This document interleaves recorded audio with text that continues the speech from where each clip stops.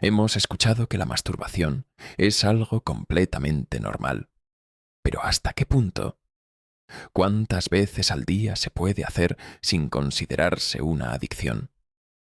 Y si no puedes detenerte, hoy responderemos estas preguntas y entenderemos por qué deberías replantearte este hábito que parece inofensivo, pero que puede ser una trampa para tu vida.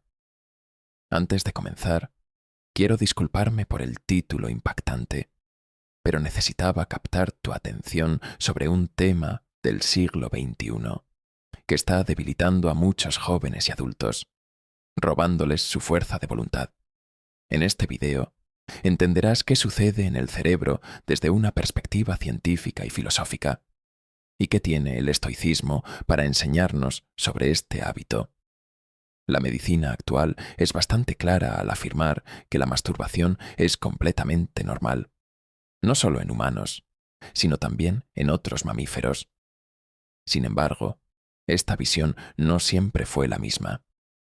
En el pasado, la masturbación se consideraba inmoral, especialmente en los hombres, pues se creía que desperdiciar semen impedía la reproducción. En el caso de las mujeres, se pensaba que este hábito las alejaría de los hombres al encontrar placer por sí solas. A esta carga moral se sumó una supuesta carga física, afirmando que la masturbación causaba enfermedades, por lo que no se recomendaba practicarla en absoluto. Pero regresemos al presente y a lo que sabemos hoy. Por ejemplo, se ha estudiado que la masturbación en hombres con insomnio puede inducir el sueño. El Instituto Francés de Salud y Medicina concluyó que, tras el orgasmo, el cerebro masculino desactiva el deseo sexual. La corteza cerebral, responsable del pensamiento consciente, entra en reposo una vez que se alcanza el clímax. Esto, además de reducir el deseo sexual inmediato, facilita el sueño, razón por la que muchos hombres se quedan dormidos tras la actividad sexual. Pero ¿cuál es el problema entonces?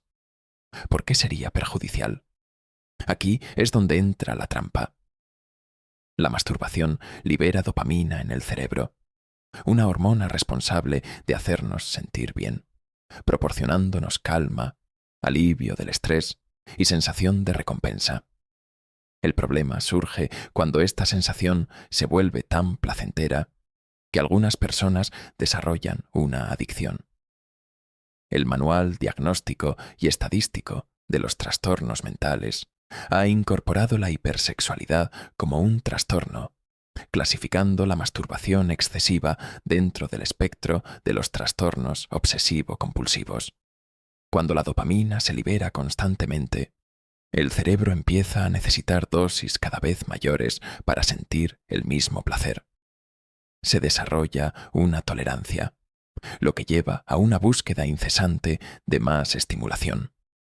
Llega un punto en el que el cerebro, en un intento de autorregularse, bloquea algunos receptores de dopamina, lo que hace que el placer disminuya con el tiempo. Esto lleva a una frustración constante y a una espiral de compulsión, en la que la persona sigue buscando más y más estimulación sin llegar a sentirse satisfecha. Es lo mismo que le ocurre a un fumador que no puede dejar de encender cigarrillos, a alguien que come chocolate hasta el empacho, o a un alcohólico que no puede detenerse. Pero, ¿qué tiene que ver el estoicismo con todo esto? Los estoicos, como Séneca, Marco Aurelio y Epicteto, fueron maestros en el autocontrol y la sabiduría.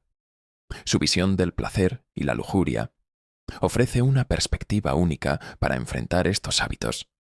Para los estoicos, la masturbación no era simplemente una búsqueda de satisfacción carnal, sino una oportunidad para explorar los límites del cuerpo y la mente.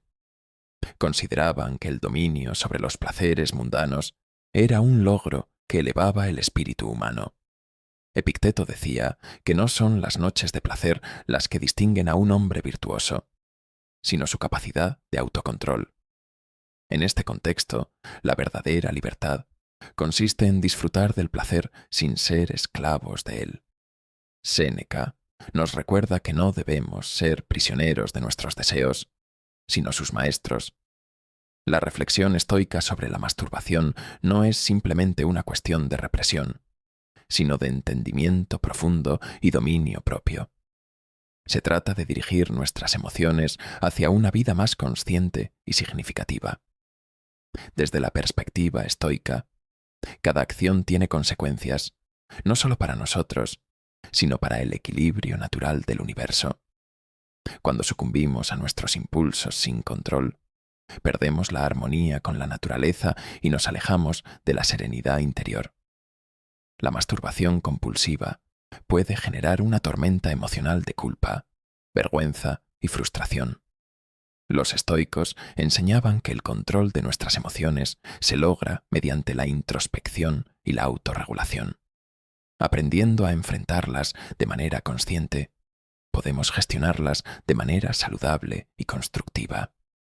El verdadero placer, según los estoicos, no está en la gratificación inmediata, sino en la autodisciplina y la búsqueda de la virtud.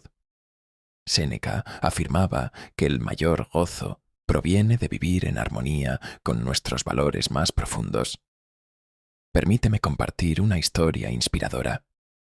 Conozco a alguien que solía luchar contra la masturbación compulsiva, buscando placer momentáneo, pero enfrentando una sensación de vacío después de cada acto.